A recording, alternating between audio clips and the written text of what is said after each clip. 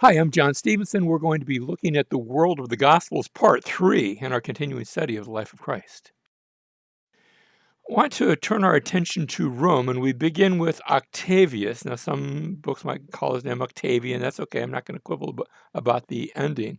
This was his name, although he's going to get the title of Augustus. This is a title that will be given to him, awarded by the Senate. It has the idea of the august one, the exalted one. It's during his day, of course, he comes to I don't want to say to the throne because he's not a king, he's an emperor. And he actually is going to describe himself as the principus, that is the first citizen. I'm just here as a fatherly advisor, he will say.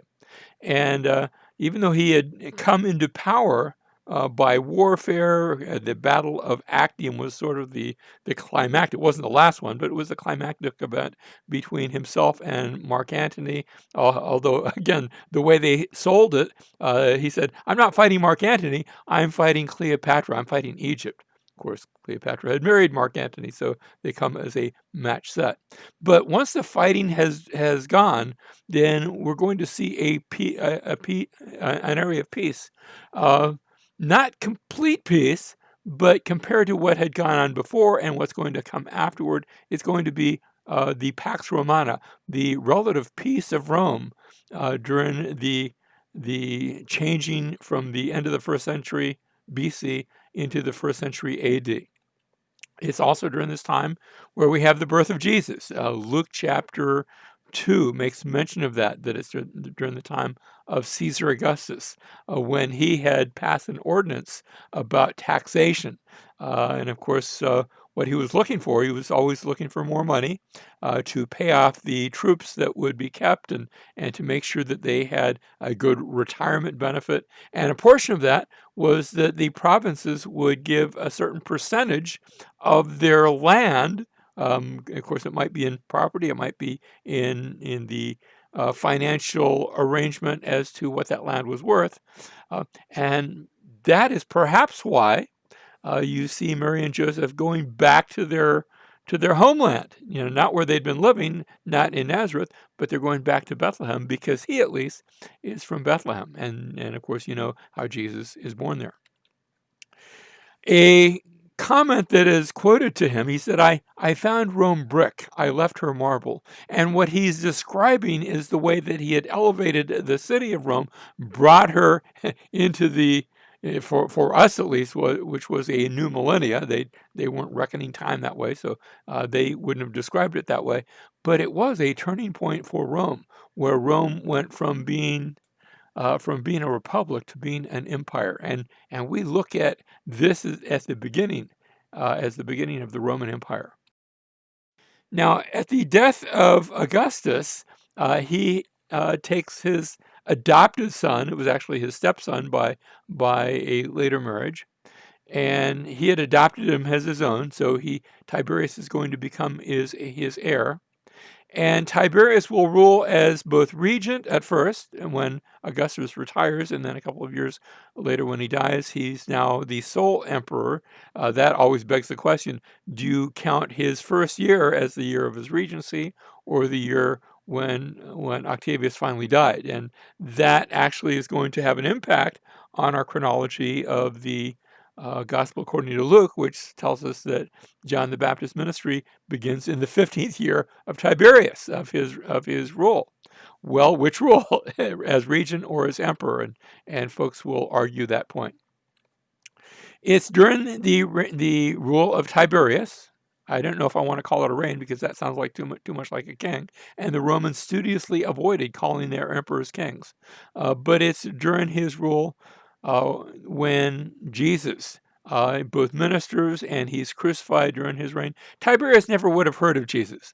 That was, Jesus, for Tiberius at least, was this little Jewish rabbinical leader over on the outskirts of the Roman Empire, and he would not have been part of any reports. Later on, we're going to see Roman emperors who do take notice of this new Christian movement. We'll see that come up in a bit, but for Tiberius, that probably wasn't the case. He retires to Capri toward the end of his life and dies there, leaving no male son to take over. And so notice what we have here. We've got Julius Caesar, and then we went from him to Octavius. Caesar had adopted Octavius, but that was only discovered after his death. It was discovered in his will. And then Tiberius had followed Octavius, and he had served as emperor. After Tiberius, we're going to see Caligula, his nephew, quite young, but old enough to be the next emperor. Caligula is actually his nickname. Let's look at a statue of him. He had been friends growing up with Herod Agrippa I. We're going to see Herod Agrippa II perhaps later on. But this is the grandson of Herod the Great. They had both lived in Rome. And in their friendship, it's interesting. One day they had been, I don't know if they'd been out riding horses. The story is told, though, where Agrippa was commenting to his friend Caligula, if your uncle would finally die, then maybe you might be chosen as the new emperor, and I'm sure you could do some great things. Well, servants have ears, and they are liable to repeat things, and this was overheard and repeated back to the Emperor Tiberius, with the result that Herod Agrippa was arrested and thrown into prison. He was put in chains because of his treasonous words against the emperor. Now, he hadn't been saying let's go kill him or anything like that. It was, but even so, words like that can be dangerous. Well, once Tiberius dies and Caligula now becomes emperor, the first thing he does, he calls for the release of his friend Herod Agrippa, after all, who had been accused of wanting to see Caligula as emperor. Well, Caligula is now as emperor, and he says, "Take those chains off, my friend, and determine the weight of those chains, and give him that weight in gold, so that Agrippa I is going to be made king over Israel by Caligula and by Rome." So Tiberius has now died. Caligula is now the emperor, but about 6 months into his reign as emperor, he gets very sick, very high fever. They're not sure if he's going to live or die, but when he comes out of it, and he does survive it, he seems to be mentally imbalanced. And so many of the historians blame his subsequent activity on this sickness, that it just drove him crazy. He's not going to live that long. He's only going to be in power for 3 years, from 37 to 41 AD. But in that time, he's going to do plenty of damage. At one point, he will say, "I have a new consul that I want the Roman Senate to approve. It's my horse." And he actually has his horse set up as the consul. We would call it the president. If you think about how we describe our Democratic and Republican parties, using the images of a donkey or an elephant, but nobody actually puts a literal donkey up into the White House. But that's what Caligula does. He also orders for a statue of himself to be placed in the Holy of Holies in the temple in Jerusalem. Now the order isn't carried out. Agrippa goes running back to Rome. He may have been in Rome at the time when the order was given. I'm not sure about the logistics. But he goes quickly to Caligula and he says, "Can you please change that order? Look, instead, let us just pray for you. We'll make sure prayers are offered on your behalf, but please do not put a statue because we don't have statues, and we find that blasphemy, and that's going to create all sorts of a revolt." And so the order is rescinded, although the governor in Syria who had received the order and had sent back, can we rethink that? Had sent back a plea to have that reconsidered. An order is put out for his death because he had not already carried it out. Now, the good news, Caligula was assassinated before that order for the governor's death could be carried out.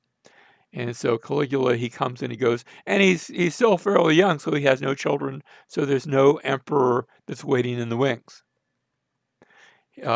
Dies by assassination. We go from Caligula now. We've seen Tiberius. We go from Caligula, and the Roman soldiers are running throughout the palace, asking who's going to be our next emperor. Who are we going to choose? And hiding behind a curtain, they find old Claudius. Now Claudius had a medical condition. I don't know if it was a stroke or something that caused part of his face to droop, and his spittle would sort of seep out on one side of his face, and he looked like he perhaps wasn't too bright. Now he fooled everybody. He played along with that, and that allowed him to survive. Caligula was doing some really nasty things, just with everyone. But he kept Claudius around because he enjoyed laughing at him. And so everyone thought, well, if Claudius is emperor, then we can just tell him what to do, and he'll be sort of a puppet emperor. And Claudius ended up being nothing of the sort. Claudius comes to power, and he begins making a number of changes. One of the things he does is he extends Roman citizenship to the provincials who are in positions of authority. Now, citizenship is still a closely guarded right. Remember how the Apostle Paul had been born a citizen, and that was a big deal. There were even people who were high up in levels of Roman government, but not in Rome, who did not have that right and that position and remember the centurion who has arrested Paul says, I was able to purchase citizenship at a very high price. He had probably gotten a patron. He didn't just go and pay money for it, but he had gotten a patron, somebody to sponsor him, and in return for some money. And so that had taken place. But Paul had been born as a Roman a Roman citizen, and that was a big deal. He also made it illegal for foreigners to adopt the names of Roman families. You see, there were certain names that were family names, like Paul. When we refer to the Apostle Paul, that is not his first name. That is his family name, his last name. It would be like calling me the Apostle Stevenson. I'm nothing of the sort. But that's not my first name. That's my last name. And so Paulus was a last name. In fact, in the book of Acts, we don't see Paul using that name. At least we don't see him described by that name until Acts chapter 13, when Paul happens to meet somebody else who had the same last name, Sergius Paulus, who was the proconsul of Cyprus. And so now it's illegal for foreigners to adopt names of Roman families. There's also the instance where he commands all Jews to leave Italy. Now, I don't know that they all did, because later on we still see some Jewish people. Maybe they had come back or they just went underground. But he orders that Jews are to be expelled from Italy because there was an issue with somebody named Christus. Now, that's probably a reference to Christ and the argument that Jews were having with Christians, but he doesn't want to see that enter into Italy, and so he has them expelled. At the end of his life, he's still going strong, but he's poisoned by his wife, and so he dies. Notice we've had 2 Roman emperors already who die not by natural causes, but by unnatural causes. That's not going to change as we come to the next Roman emperor. Once Claudius has died, he has no son, and so Nero is chosen to be the next emperor. He's the great nephew of Claudius. I'm not sure how great he is, but he's the grandson of Claudius's brother. And so he's going to be our next emperor. Nero comes to power in the year 54. He had been quite enamored with Greek culture. Now we had seen Octavius had been educated in Greece, more specifically on the island of Rhodes, and so was aware of Greek culture, but had not really left his Roman identity in a way that Nero had. And so Nero wanted to do things like participate in the Olympic Games. The Romans looked at such activity, whether it was the Olympic Games or acting or things like that, and they would, they might go watch the games, but they were not participants. That was for slaves. That was for the lower classes. And so they were somewhat scandalized when Nero wanted to do things like act and sing and participate in the games. And when fire broke out in Rome, And Nero was out of town when the fire broke out, so he probably didn't set the fire. But a report had come back when he had made it back to the city and the fire was still going, that he had gone up into his balcony with his lyre, with his musical instrument, and had sang a song about the fall of Troy. And people wondered, gee, did he have a part in setting the fire? And that's the rumor that began to circulate. And as a result, he needed to divert the suspicion against himself. And so he blamed the Christians for this. After all, those Christians talked about how God was going to judge the world in fire. And so maybe they had something to do with this. I don't know if it was that reason.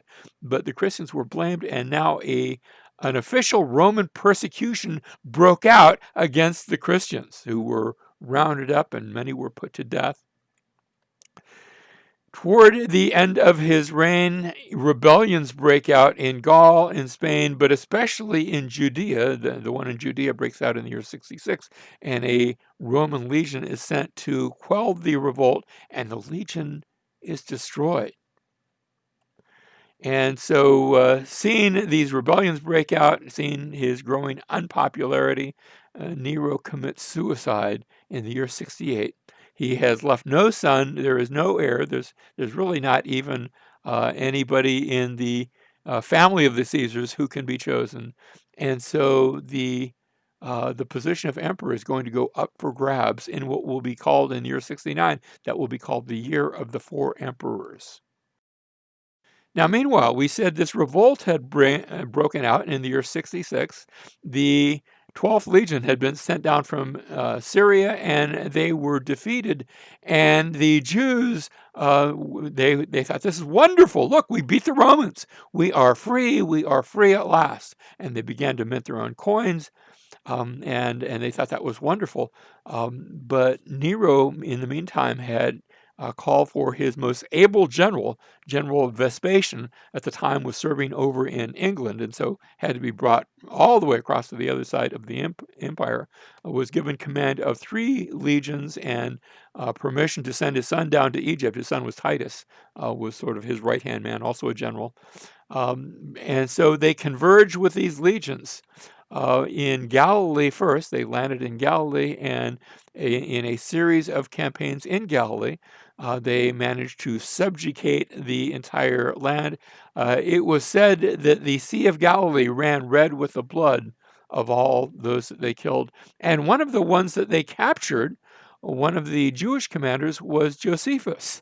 Josephus was a Jewish commander living in Galilee, and he fought against the Romans, and as they were overcome, all of his soldiers said, we will die rather than fall into the Roman hands. We'll commit suicide. And Josephus said, that's a great idea. Let's commit suicide. And they all committed suicide, and he did not, which makes you wonder a little bit. You know, he was a survivor, not a suicider. But he's there in Galilee, and then they're preparing to march south to Jerusalem. But meanwhile, the year of the 4 emperors has come up. And first, there was a whole series of emperors, Gabla and Otho and Vitellius, one after the other. These different Roman governors tried to make themselves emperors, and the first one would be killed by the second, who would be killed by the third. And finally, Vespasian said, I think I can do a better job than all of those.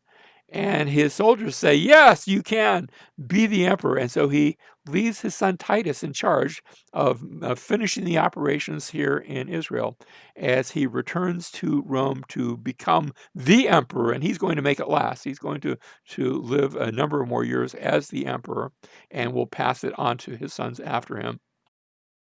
Meanwhile, Titus comes down in the year 70 AD, and he surrounds the city of Jerusalem. And he does this. Actually, the city is surrounded right at a time of a feast day. He lays siege, and for the next 5, 6, 7 months, Titus is actually going to build a wall around the entire city of Jerusalem, so that no one goes in, no one goes out. And finally, in August, and then on the 9th of Av, which interestingly enough was the same day on which Jerusalem had been destroyed and captured by Nebuchadnezzar way back in the Old Testament.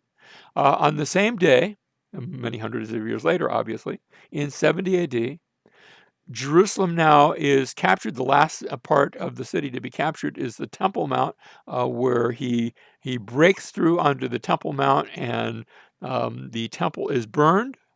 And once it is burned, Titus will erect a pagan altar on the ruins.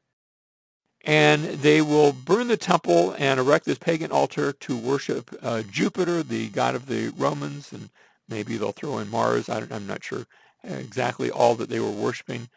But this turns the holy place of the temple into an abomination that renders it desolate, as is described in the book of Daniel, an abomination of desolation. And Jesus had quoted that passage from Daniel.